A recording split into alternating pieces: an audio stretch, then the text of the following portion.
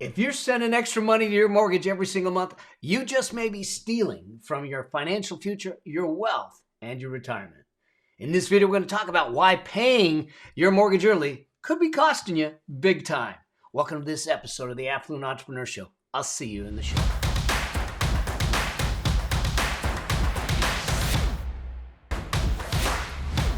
Hey there, welcome to this episode of the Affluent Entrepreneur Show. And this one, we're going to talk about why paying your mortgage off may cost you big time. You know, I often get asked this question of, should I pay my mortgage off early?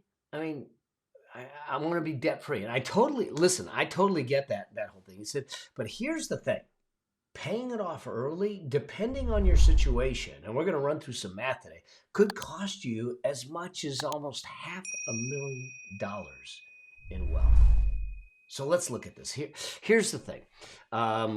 We live in a society where currently we are in a low interest rate society. We've got a low interest rate environment. And so our mortgages are between 2.5% and 4%, let's just say, assuming you've got decent credit. And so one of the things to think about is, do I want to have a mortgage? Should I have a mortgage? Does it make sense to have a mortgage? And how does that play out? Well, it's really a math problem that is a product of your age, the interest rate, the level of liquidity you need, and your income. Now, when we start to look at this in this construct, we always look at things through the eyes of the wealth priority ladder. And the wealth priority ladder gives you the sequencing of how we use our cash, and the paying down of your mortgage is up at one of the higher levels. It's after we have our comfort fund in place, our no consumer debt taken care of. It's after we've got our peace of mind fund in place. So what ends up happening is that it's put off, and there's a reason for that. Now, let's be real clear about this. If you're up in age, or say, like for instance, I'm 60 years old at the recording of this. I want to get the mortgage paid off because I don't want to go into retirement with debt on my back. It makes it a little challenging if you go into a fixed income retirement and you have debt with respect to it. So you got to look at it from that context. But the typical person that, and we're going to run through some mathematics, that's why I said it's a product of age, but the older you get, the more liquidity you need, therefore the less debt we want to have. And it's really looking at it from a debt pay down versus an asset growth perspective. In other words, could I use the money to make and create wealth versus pay down the debt? So let's play this out. Let's run through some numbers. We're going to look at two people that we're going to run through the numbers, and we're going to see what would happen under a hypothetical set of facts, but it's going to demonstrate the fact that not always do we want to pay down our mortgage. So if I look at this, and I'm going to write some of this out on my iPad. Those of you that are listening, we'll make sure that you have any graphics or any of this stuff in the show notes. We'll link it all up. But let's just look at two people, for instance. Let's just say they're going to buy a house. And right now, if we look at the Federal Reserve of St. Louis says that the median home price is around $375,000. So let's use $375,000 as the purchase. Now, we're going to have two different people that are going to actually purchase a same house type of thing. They're going to do the same thing, but they're going to pay the loans differently. All right. So let's assume that there's a traditional 20% down payment. Okay. So with a 20% down payment, that's going to be what? Is that $75,000? Did I do that math right? I'm doing it fast. Okay. And so then what's going to happen is that the rest of it is going to be a loan. Let's just make sure And I'm doing the math right on this. 375,000 times 8. Yep, that's it. Just want to make sure I'm doing it right. So $300,000. So they're going to get a loan for $300,000. All right. So let's assume that we got Mikey. Mikey says, I'm going to do this in a 15-year mortgage.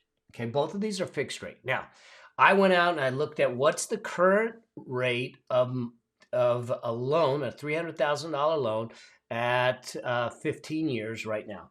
And it's about 2.875%. Okay, at 2.875%, the payment is $2,054. $2,054. Well, then we have Monica. So we have Mikey and we have Monica. Monica says, I'm going to do the traditional 30-year loan. Now, her interest rate, because it's 30 years, is a little higher, 3.625%. Now, you might be able to get something less than that now, but I looked at the same bank and the same rates and said, let's just see what a 15-year and a 30-year is. And so it's 3.625%.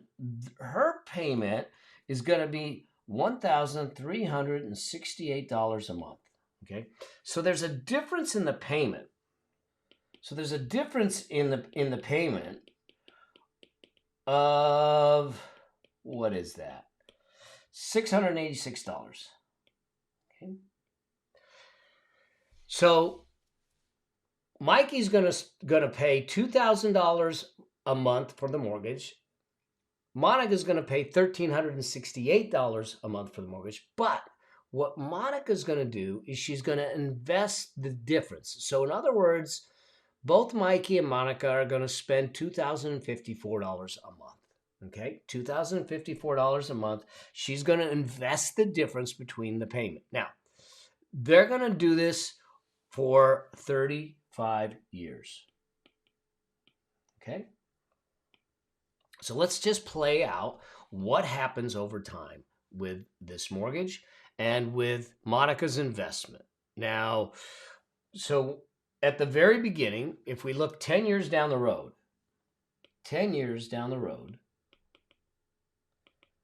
here's what's going to happen. Mikey and Monica. Okay. 10 years down the road, hit the loan balance for Mike. The loan's going to be at $114,651. So he's paid over 50% of the loan. But he hasn't been investing, so he has zero in investments. No money investing. Okay. Monica, she's on a 30-year loan, so she pays less. So her loan balance is a lot higher, actually twice his, $233,313 is Monica's loan balance. But remember, she's investing the $686 a month into an investment account. Now, I'm using average market returns of 8% in doing that. Her investment balance is going to be around $125,428. Now, remember, they're both spending the same cash is going out the door every month. Now, let's take it a little further. Let's go to 15 years. At 15 years, Mikey's loan is now going to be zero. So at 15 years, okay, Mikey's loan is going to be zero. So he owes nothing. His investments are also going to be zero because he hasn't made any investments. This is Mike and this is Monica. Now, Monica, at 15 years, is only halfway to the end of her mortgage. So she still has a loan balance of $189,748. But remember, she's investing the $686 a month, and now she's done it for 15 years and invested. It's now valued at $237,000 $245. So at Mikey has a home that's free and clear. Monica has a home that has almost a $200,000 mortgage on it, but she's got over $200,000 in an investment account. Okay, let's take it out further. Let's go another 10 years to 25 years. Okay, at 25 years. Okay, Mikey and Monica. Okay, the loan for Mikey, again, because it's at 25 years, and he's got a 15 loan, is zero. Now, Mikey, once he paid his loan off at the 15-year mark, starts investing the $2,054 a month. So Monica's still only investing $686, but Mikey now has got 10 years that he invested $2,000. So his investments now equal $375,727. Okay. So now Mikey's starting to build some worth. He's got a paid off house. He's got $375,000 in an investment account. Let's look at what Monica's at. Monica still has a loan balance because she's on a 30-year loan. So she still owes on her loan $74,976. Okay, so $75,000. But her investment account is all the way up to $652,027. Okay, so she's still well ahead of Mikey. Now let's take it to the point where Monica pays her loan off. So if we go to 30 years, okay, Mikey and Monica. So Mikey's loan again is zero, and Monica's loan is zero because this is her 30th year. She's paid it off, so she has no loan. Mikey has continued to invest the $2,000 a month, so his investment account has now grown to $710,678. He's doing pretty good. Okay, $750,000. Monica, her investment account, though, because she's continued to do the $686 a month, is all the way up to $1,021,795.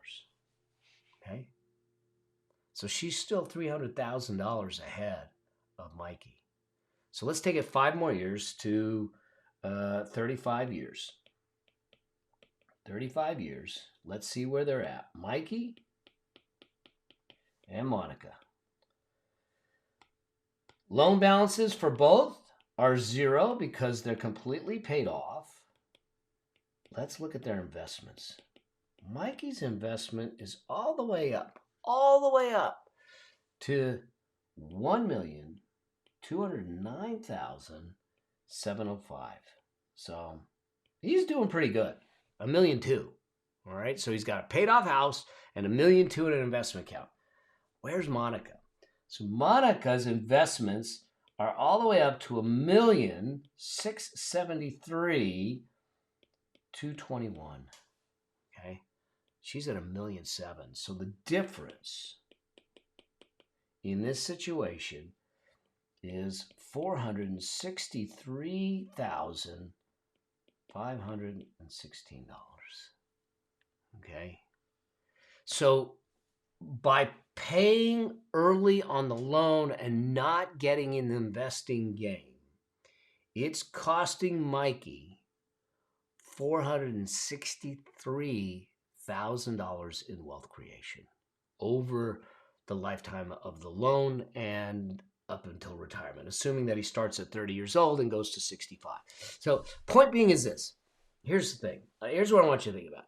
Is that it's a math problem. We need to understand this, and we are in a low interest rate environment.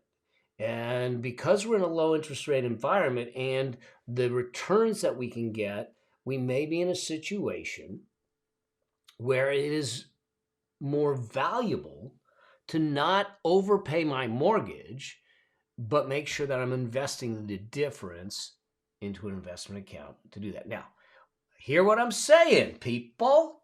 I am not telling you to go out and mortgage your home so you can go invest the funds. Okay? That's not what I'm telling you to do.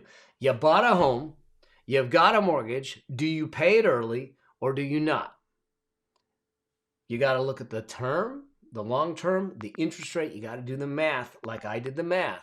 But the bottom line is if you intend to be in the house for a long period of time, you've got a low interest rate and you get a decent return, it may make more sense to continue to pay on schedule and not overpay while you're investing the difference, the overpayment that you would pay, in an investment account that's going to get market rates of returns, either an ETF or an index fund, a broad market type of thing, and continue to build wealth. Now, remember, those of you that have watched me for any length of time, I do like the idea that there are those commentators that will say, you don't start investing until you got all your debt wiped out. Now, mortgage debt is different, but here's the thing. Remember, wealth creation is about behaviors. And behaviors are about making habits, which is a muscle. Debt pay down is a different muscle than wealth creation. At least that's the way I look at it. So if all I focus in on is to get out of debt, then the only muscle that I'm exercising is the get out of debt muscle. That's like those guys that go to the gym and they only work the upper body.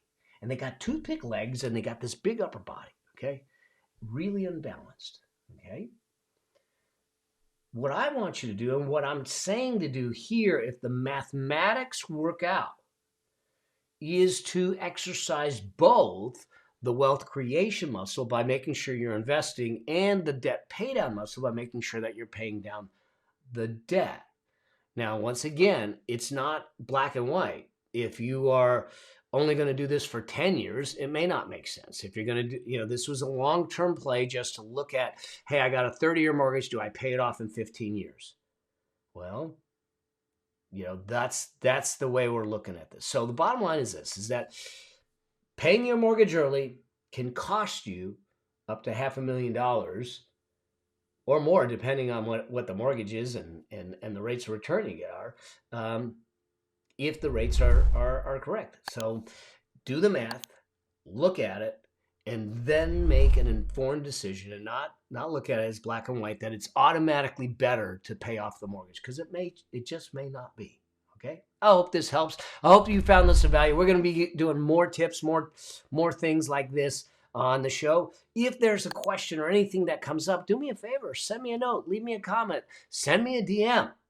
Let's get it answered. Okay? This one came from a question that was submitted, so yours could be next. All right? Until we get a chance to see each other in the next video, the next show, the next episode, make sure that you always strive to live a life that outlives you. Cheers.